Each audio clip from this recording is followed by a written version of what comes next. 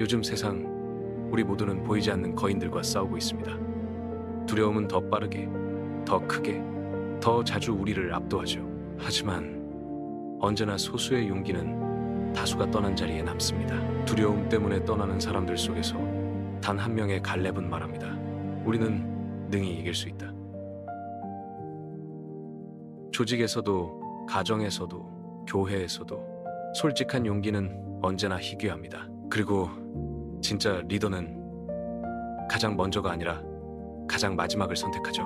우리는 말이 아니라 삶의 모본을 따라갑니다.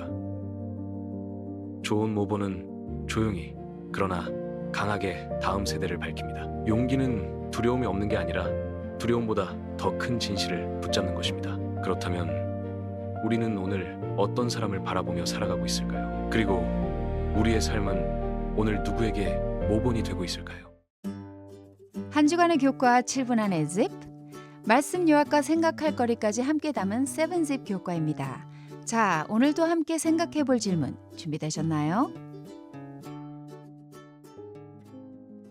오늘은 갈렙과 여호수아에 대해 이야기 나누는 시간인데 좀 더 실용적인 관점에서 풀어보신다고 했죠? 맞습니다. 그리고 한국, 미국 다른 나라에서 있었던 감동적인 실제 사건들도 함께 연결해서 이야기해 볼까 합니다. 저는 갈렙이 모두가 패닉 상태에서 우리는 메뚜기 같다라는 부정적인 보고를 듣고도 홀로 우리는 능히 이긴다라고 말했던 장면이 정말 잊히지 않아요. 그 발언은 단순한 믿음의 고백이 아니라 사실 정말 목숨을 걸어야 할 수도 있었던 발언이었죠. 그럼에도 갈렙은 상황이 아니라 하나님의 약속을 기준으로 현실을 다시 보았습니다. 여호수아가 가장 마지막에 남은 땅을 기업으로 받은 선택도 너무 강렬해요.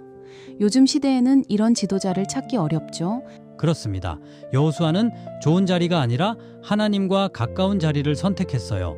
이 두 사람은 용기와 겸손이라는 서로 다른 방식으로 같은 하나님을 증거한 사람들입니다. 그런데 사람들은 왜 신명의 부정적인 보고에 더 쉽게 설득되었을까요? 심리학적으로 보면 두 가지 이유 때문입니다.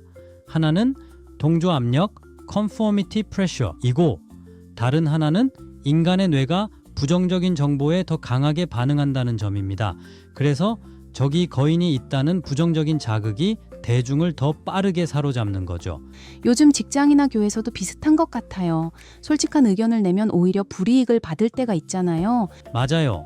이걸 조직 심리학에서는 심리적 안전, psychological safety 문제라고 합니다. 솔직한 사람은 당장은 위험에 처할 수 있지만 사실 조직은 그 솔직한 사람 덕분에 삽니다. 갈렙이 바로 그런 유형의 사람이었죠.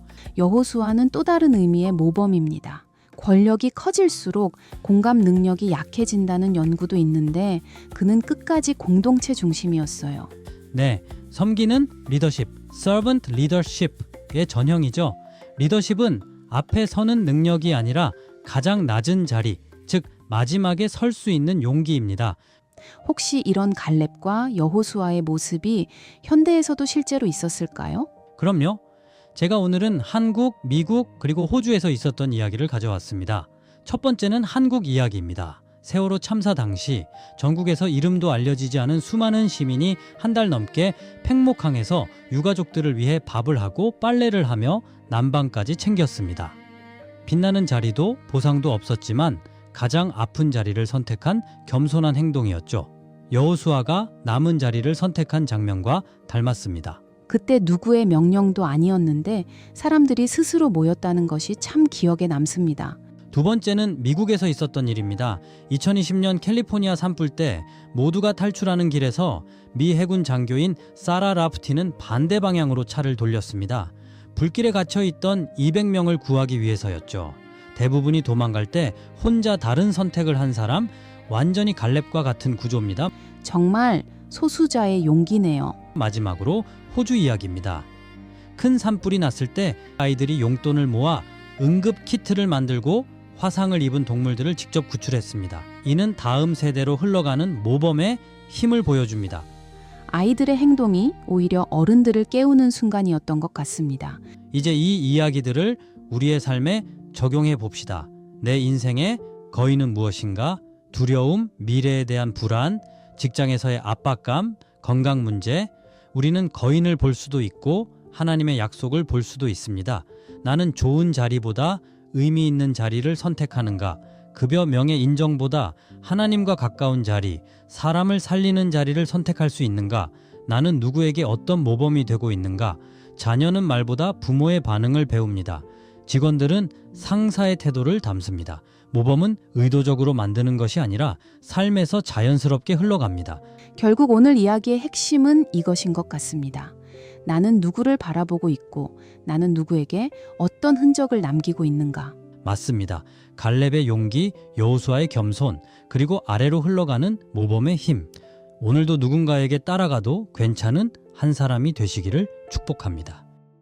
짧지만 깊은 말씀 집. 다음 주에 또 뵙겠습니다.